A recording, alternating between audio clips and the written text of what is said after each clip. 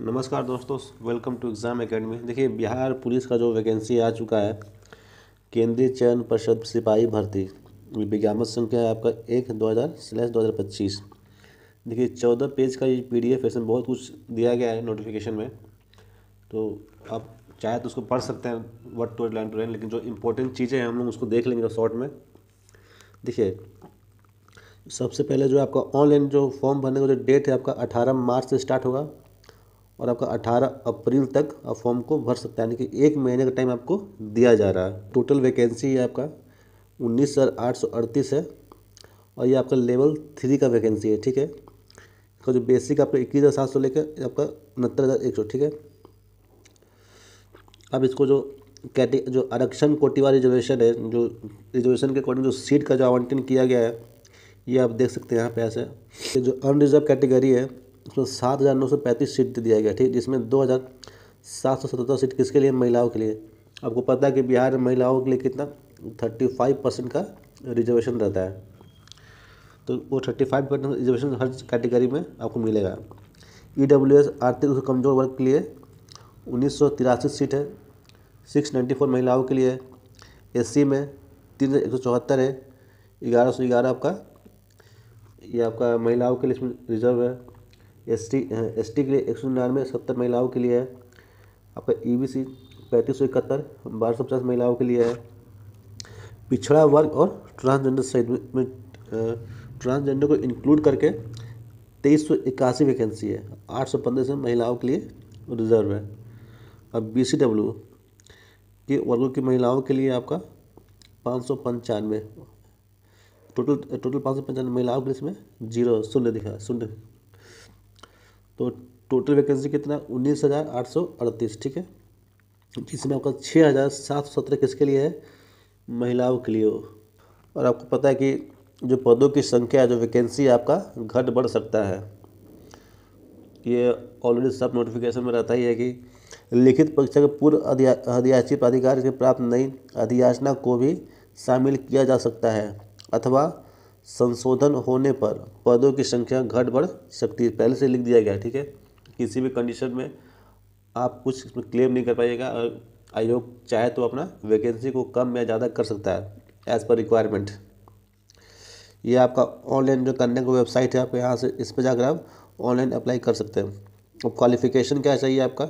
सिपाही के पद पर आवेदन हेतु पात्रता, क्या एलिजिबिलिटी चाहिए आप लोगों को? जो पहला क्राइटेरिया है कि आपको भारतीय नागरिक होना जरूरी है, इंडियन सिटीजन ही इसको आवेदन कर सकते हैं।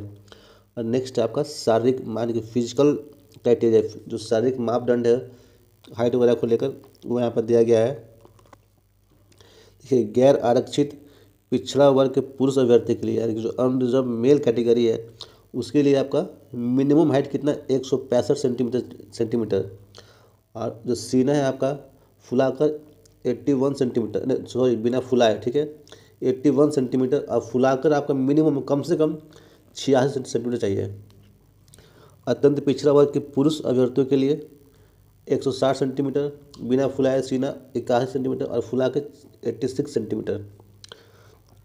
अनुसूचित जाति जनजाति के पुरुष अभ्यर्थी के लिए, ध्यान दीजिए, पुरुष के लिए 160 सेंटीमीटर हाइट, 89 सेंटीमीटर आपका सीना बिना फुलाए और 84 सेंटीमीटर फुलाकर।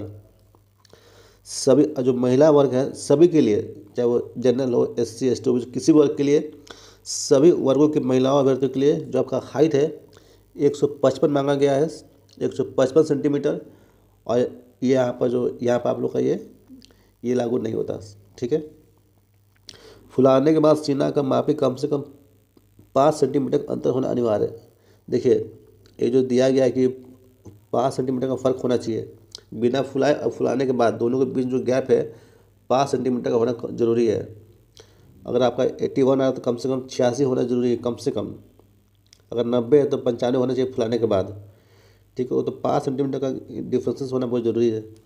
और सभी वर्ग के महिलाओं को वृद्धि के लिए न्यूनतम वजन, जो महिला है, जो वोमेन है, उसके लिए जो मिनिमम वेट जो आपका 48 किलोग्राम होना जरूरी है, आवश्यक है। देखिए यहाँ पे क्या लिखा हुआ ना, आवश्यक है। तो आपका जो वजन है 48 kg होना जरूरी है। बिहार पुलिस में जाइएगा एकदम पतला दुबला रहिएगा तो कैसे काम चलेगा। तो खाने पीने पे आप लोग ध्यान दीजिए। नोट में क्या देगा, जो ट्रांसजेंडर अभ्यर्थियों के लिए शारीरिक मापदंड महिला अभ्यर्थियों के समान होंगे। जो ट्रांसजेंडर है उनका जो फिजिकल जो क्राइटेरिया है जो महिलाओं के लिए वही सेम, यानी कि उनको भी उनका जो हाइट कितना 155 सेंटीमीटर चाहिए बस, और उनका भी वजन कितना होना चाहिए 48 kg ट्रांसजेंडर के लिए। जो क्राइटेरिया महिलाओं के लिए वही क्राइटेरिया आपके लिए भी है। अब एजुकेशनल क्वालिफिकेशन, शैक्षणिक अर्हता क्या है, आप कम से कम 10+2 आपका होना चाहिए, ठीक है। अगर आपने मदरसा से पढ़ाई की है तो मदरसा बोर्ड द्वारा निर्गत मौलवी का प्रमाण पत्र चाहिए। अगर आपने संस्कृत बोर्ड से पढ़ाई की है, संस्कृत बोर्ड द्वारा निर्गत शास्त्रीय अंग्रेजी सहित अथवा आचार्य अंग्रेजी रहित प्रमाण पत्र अथवा राज्य सरकार द्वारा मान्यता और अन्य समकक्ष इक्विवेलेंट क्वालिफिकेशन हो सकता है। तो मिनिमम 10+2 इसमें आपको चाहिए। तो जो काउंटिंग होगा, जो उसको जो मान रहे हैं आपका जो मैट्रिक अथवा समकक्ष परीक्षा के प्रमाण पत्र में अंकित जन्म तिथि के आधार पर की जाएगी। यानी जो आपका एज का जो गणना है, आपने जो मैट्रिक का सर्टिफिकेट जो आपने डेट ऑफ बर्थ मेंशन किया है उसके बेसिस पे आपका एज का कैलकुलेशन किया जाएगा। जो अनरिजर्व गैर आरक्षित अनरिजर्व कोटि के लिए क्या है आपका मिनिमम 18 वर्ष और मैक्सिमम कितना 25 वर्ष 25 ईयर्स। जो पिछड़ा वर्ग कोटि है और अत्यंत पिछड़ा वर्ग कोटि उसके लिए कितना है, अधिकतम पुरुषों के लिए उसमें 2 वर्षों का आपको छूट मिलेगा, ठीक है। तो आपका जो मिनिमम एज है 18 वर्ष और जो मैक्सिमम कितना है 27 वर्ष, किसके लिए, पिछड़ा वर्ग कोटि एवं अत्यंत पिछड़ा वर्ग। आपको 2 वर्षों की शिथिलीकरण यानी कि जो छूट होता है ना वो दिया जाएगा पिछड़ा वर्ग और अत्यंत पिछड़ा वर्ग कोटि की महिलाओं के लिए। आपका जो मिनिमम एज कितना 18 साल और मैक्सिमम कितना 28, मैक्सिमम 28 मिनिमम 18। जो आपके SC ST हैं अनुसूचित जाति और अनुसूचित जनजाति कोटि के पुरुषों के लिए कितना है, पुरुष एवं महिलाओं तथा ट्रांसजेंडर के लिए अधिकतम उम्र सीमा 5 वर्षों के शिथिलीकरण, यानी जो आपका मिनिमम एज है 18 साल है और अधिकतम क्या है मैक्सिमम 30 साल, यानी आपको 5 साल का छूट दिया जा रहा है। विहित अधिकतम उम्र सीमा में सभी आरक्षण कोटि के गृह रक्षकों को 5 वर्ष की छूट दी जाएगी। जो गृह रक्षक उनको 5 वर्ष का छूट दिया जा रहा है। आरक्षण का लाभ किसको मिलेगा, जो बिहार के मूल निवासी है, जो बाहर वाले हैं, महिला पुरुष जो भी हैं, SC ST जो भी बाहर के वो सारे जनरल में काउंट होंगे बिहार में। जाति के आधार पर आरक्षण का लाभ बिहार के मूल निवासी अभ्यर्थियों को ही देय होगा, ठीक है। जो भी बिहार के उनको ही आरक्षण का लाभ मिलेगा। जो बाहर के हैं उनका काउंटिंग जनरल कैटेगरी में किया जाएगा, वो चाहे मेल हो या फीमेल हो और वो किसी भी कैटेगरी से हो, उनका काउंटिंग जनरल कैटेगरी में होगा। राज्य के बाहर आरक्षण कोटि के अभ्यर्थियों की गणना और आरक्षित सामान्य कोटि के अभ्यर्थी के रूप में की जाएगी। जो मैंने अभी बताया कि आपका जनरल कैटेगरी में काउंट किया जाएगा, वही चीज़ यहाँ पर लिखा हुआ है। तो ये 2 चीज़ इंपॉर्टेंट था जो मैंने आपको बता दिया। उसमें बहुत कुछ इसमें दिया है कि आप उसको पढ़ सकते हैं।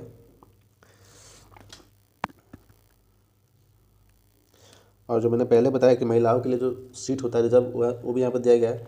देखिए, सामान्य प्रशासन विभाग बिहार पत्रांक 23 दिनांक 15/2016 के आलोक में 35% पद प्रत्येक आरक्षण कोटि में महिलाओं के लिए आरक्षित होगा। यानी कि हर कोटि में general, SC ST OBC EBC EWS सब में 35% सीट किसके लिए है, महिलाओं के लिए, ठीक है। तो होना भी चाहिए।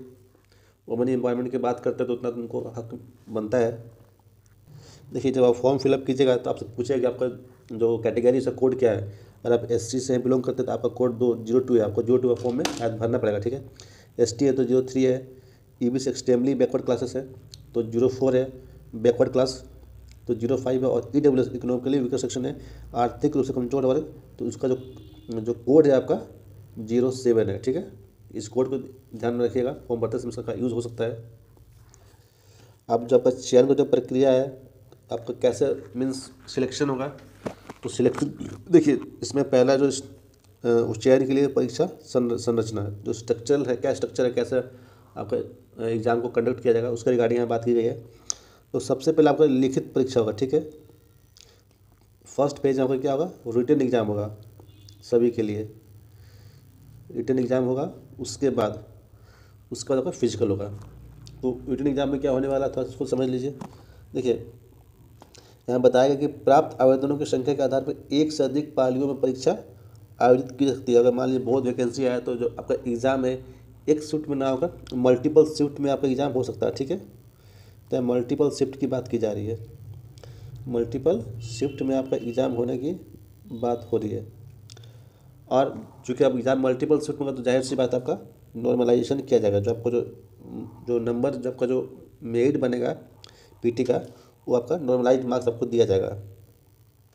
वो आपका इक्यू परसेंटाइल मेथड लगाकर आपको मार्क्स को नॉर्मलाइज कर दिया जाएगा। वो यहाँ बात की गई कि हम लोग मल्टीपल शिफ्ट में एग्ज़ाम ले सकते हैं और आपको नॉर्मलाइज मार्क्स के बेसिस पे आपका पीटी का रिजल्ट आएगा। देखिए आपको जो रिटन एग्ज़ाम होगा, जो पीटी का एग्ज़ाम दीजिएगा वो आपका 10th लेवल सिलेबस क्या है, 10th लेवल का, ठीक है।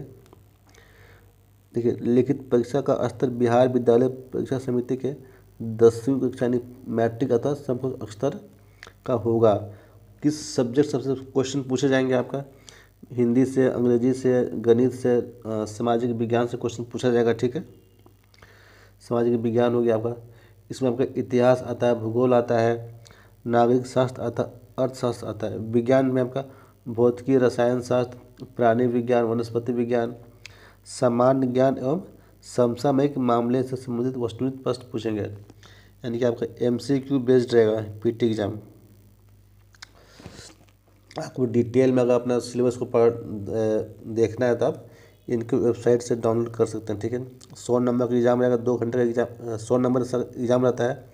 एग्ज़ाम की टाइमिंग क्या है, 2 घंटा है, ठीक है। और 100 इसमें 100 क्वेश्चन यानी कि एक क्वेश्चन आपका 1 नंबर का रहेगा।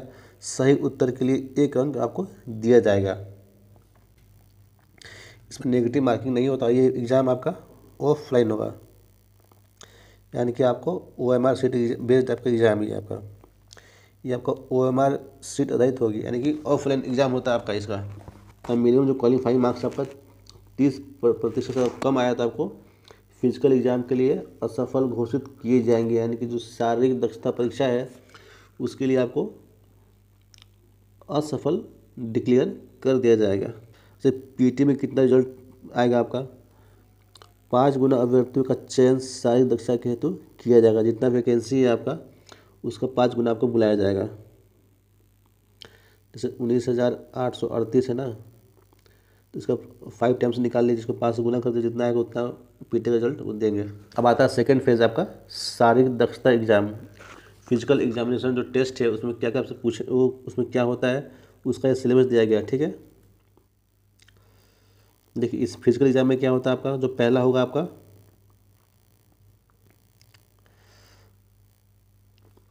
आपका दौड़ होता है, हाई जंप होता है ऊंची कूद, और गोला शॉर्ट पुट होता है, लेकिन गोला को फेंकना पड़ता है। और यह जो शारीरिक दक्षता आपका कितना 100 नंबर का होता है। आपको जो फिजिकल तो देखते हैं पहला, जब आपको दौड़ है कितना दौड़ना पड़ता है आप लोग को पता है, ये 1600 मीटर रहता है। जो पुरुषों के लिए कितना आपको दौड़ना है 1.6 यानी कि 1600 मीटर आपको दौड़ना है मैक्सिमम 6 मिनट के अंदर।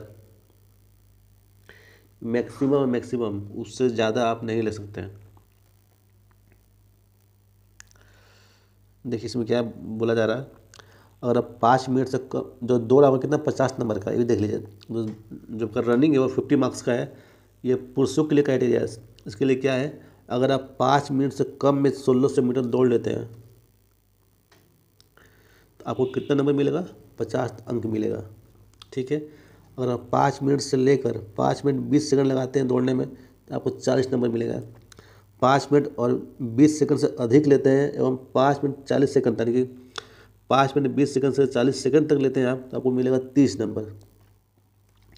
5 मिनट 40 सेकंड से अधिक और यानी कि 6 मिनट तक लेते हैं आप तो आपको 20 नंबर मिलेगा, ठीक है। और 6 मिनट से अधिक समय लेने वाले पुरुष असफल घोषित किया। अगर आप 1600 मीटर दौड़ने में आपको 6 मिनट से ज़्यादा समय लगता है तो आप डिसक्वालीफाई कर दिए जाएंगे, आप असफल घोषित कर दिए जाएंगे। ये जो क्राइटेरिया है आपका सिर्फ पुरुषों के लिए है, महिलाओं के लिए अलग है। ये है आपका महिलाओं के लिए। देखिए महिलाओं को कितना दौड़ना है, 1 किलोमीटर यानी कि 1000 मीटर महिलाओं को दौड़ना है। थोड़ा इनको कम दौड़ना है, 1000 मीटर, ज़्यादा नहीं दौड़ना आपको। आपका जो मैक्सिमम टाइम कितना, आपको 5 मिनट के अंदर पूरा कर लेना है। अगर आप 4 मिनट से कम में आप दौड़ती हैं तो आपको फुल मार्क्स मिलेगा, यानी कि आपको 50 नंबर दिया जाएगा। अगर आपका जो रनिंग टाइम है 4 मिनट से लेकर 20 सेकंड तक लगता है, 40 नंबर मिलेगा। 4 मिनट 20 सेकंड से अधिक और 40 सेकंड तक, 4 मिनट 40 यानी कि 4 मिनट 40 सेकंड तक आपको है टाइम, तो आपको 30 नंबर मिलेगा।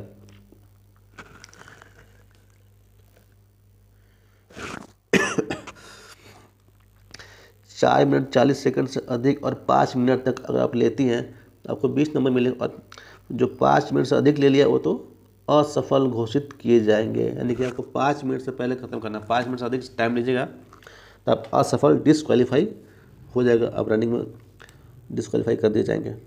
नेक्स्ट आपका गोला फेंक। और गोला फेंक में क्या है, आपको पुरुषों के लिए, देखिए पुरुषों के लिए ये है, ठीक है। तो आपको 16 पॉइंट का गोला फेंकना, न्यूनतम 16 फीट फेंकना है। कितना फेंकना है? 16 फीट फेंकना है, ठीक है। और ये जो सभी कोटि के पुरुषों के लिए है, 16 फीट से 17 फीट जो फेंकेगा उसको 9 नंबर मिलेगा, ठीक है। आप 17 फीट फेंकते हैं और 18 फीट तक रहता है, मतलब कि 17 फीट से 17-18 के बीच में रहेगा तो आपको मिलेगा 13 नंबर मिलेगा। 18 फीट से ज़्यादा और 19 फीट यानी कि 18-19 के बीच में रहिएगा तो आपको 70 नंबर मिलेगा। 19 फीट से ज़्यादा और 20 फीट 19 और 20 के बीच में रहिएगा आपको 21 नंबर मिलेगा। और 20 फीट से ज़्यादा फेंक दिए तो कितना मिलेगा? फुल मार्क्स, यानी कि 25 अंक, यानी कि कितना? ये तो 25 नंबर का है गोला फेंक। यानी आपको 20 फीट फेंकिएगा, उससे अधिक फेंकिएगा तो आपका फुल मार्क्स मिलेगा। और जो 16 फीट से कम फेंकेगा वो असफल हो गया। देखिए कम से कम आपको 16 फीट तो फेंकना ही फेंकना अगर पास होना है गोला फेंक में। तो अगर 16 फीट से कम फेंक दिए तो कहानी खत्म आपका। यहाँ पे लिखा ना न्यूनतम 16 फीट फेंकना ही पड़ेगा आपको, उससे कम फेंकेगा तो आप डिस्क्वालीफाई हो गए। और महिलाओं के लिए 12 पॉइंट का है, आपको 12 फीट फेंकना पड़ेगा। महिला जो है 12 फीट, कम से कम 12 फीट, उससे कम फेंकेगा तो आपको डिस्क्वालीफाई। देखिए यहाँ लिखा हुआ 12 फीट से कम फेंकने वाली महिला अभ्यर्थी को असफल घोषित किया जाएगा। आप अपना नंबर देख लीजिए, अगर 12 फीट से 13 फीट तक फेंकती है तो आपको 9 नंबर मिलेगा। 13 फीट से 14 फीट तक आपका 13 नंबर, 14 से 15 तक आपका 17 नंबर, 15 से 16 फीट तक फेंकिएगा 21 नंबर। अगर आप 16 फीट से ज़्यादा फेंक दीजिएगा आपको फुल मार्क्स 25 नंबर मिल जाएगा। तो ये था आपका गोला फेंक। नेक्स्ट आपका हाई जंप है, यानी ऊंची कूद। ये 25 नंबर का है। ये सभी कोटि के पुरुषों के, जो मिनिमम हाइट कितना है? 4 फीट है। आप 4 फीट तक हाई जंप करते हैं तो आपको 13 नंबर मिलेगा। 4 फीट 4 इंच तक कूद पा रहे हैं तो आपको 17 नंबर मिलेगा। अगर 4 फीट 8 इंच तक आपका हाई जंप है तो 21 अंक मिलेगा। और 5 फीट अगर कूद गए आपको तो 25 यानी फुल मार्क्स मिलेगा। अगर फुल मार्क्स लेना 25 नंबर तो आपको कितना कूदना पड़ेगा? कम से कम 5 फीट। 4 फीट ना कूद सकने वाले पुरुष अभ्यर्थी आसानी, अगर 4 फीट भी नहीं कूद पा रहे हैं तो आपको असफल घोषित किया जाएगा मेरे दोस्त। अब महिलाओं के लिए देख लीजिए क्या नियम है। महिलाओं के लिए कूदना है आपको 3 फीट कूदना, कम से कम 3 फीट। 3 फीट कूदिएगा तो आपको मिलेगा 13 नंबर, ठीक है। 3 फीट और 4 इंच आपका हाई जंप तो 70 नंबर मिलेगा। 3 फीट और 8 इंच अगर आप कूद गए तो आपको 21 नंबर मिलेगा। 4 फीट कूद गए तो आपको पूरा फुल मार्क्स। और 3 फुट ना कूद सकने वाली महिलाओं भी असफल, जो 3 फीट भी नहीं कूद पाए वो तो असफल हो जाएंगे। आपका फिजिकल होगी। अब आपका क्या होगा? थर्ड फेज यानी तृतीय चरण में क्या डॉक्यूमेंट वेरिफिकेशन किया जाएगा आपका। तो डॉक्यूमेंट वेरिफिकेशन होगा आपका, ठीक है। तो कौन कौन सा डॉक्यूमेंट लेके जाना है? देखिए दस्तावेज सत्यापन के लिए अभ्यर्थियों को निम्नलिखित प्रमाण पत्र सत्यापन हेतु प्रस्तुत करने, इसे फॉलोइंग जो डॉक्यूमेंट्स, आपका जन्म तिथि हो गया, आपका इंटरमीडिएट का मार्कशीट हो गया, SC/ST कास्ट सर्टिफिकेट, ये सब जितने डॉक्यूमेंट्स आपको लेके जाना है सब देख लीजिए आप। फिर आपका मेडिकल एग्जामिनेशन होगा, ठीक है। फिर आपका मेडिकल होता है। फिर आपका अभ्यर्थी का क्षेत्र सत्यापन एवं पहचान जो कैरेक्टर वेरिफिकेशन होता है ना, वो होता है। और कितना फीस लगेगा इसको देख लेते हैं। आवेदन शुल्क जो है आपका अनुसूचित जाति जनजाति आरक्षण कोटि के अभ्यर्थियों के लिए, राज्य के मूल निवासी से वह कोटि के महिला अभ्यर्थी के लिए, यानी और जो ट्रांसजेंडर, इन तीनों के लिए कितना फीस है? 180 रुपये। और शेष सभी कोटि के अभ्यर्थियों के लिए 675 रुपये, 675। यानी कि SC/ST और जो आपकी महिला है और प्लस ट्रांसजेंडर, इनको 180, इन तीनों को छोड़ के बाकी जितने भी है सबको 675 आपको लगेगा। ठीक है, एक बार फिर से देख लीजिए आप। जो लास्ट डेट है भरने का आपका 18 अप्रैल है और शुरू कब से हो रहा है आपका 18 मार्च से। ये आपका वेबसाइट है, यहाँ पर आप जाकर आप अप्लाई कर सकते हैं। और हम मिलते हैं आपसे अगले वीडियो में नए अपडेट्स के साथ। तो don't forget to like share and subscribe my channel. Thank you.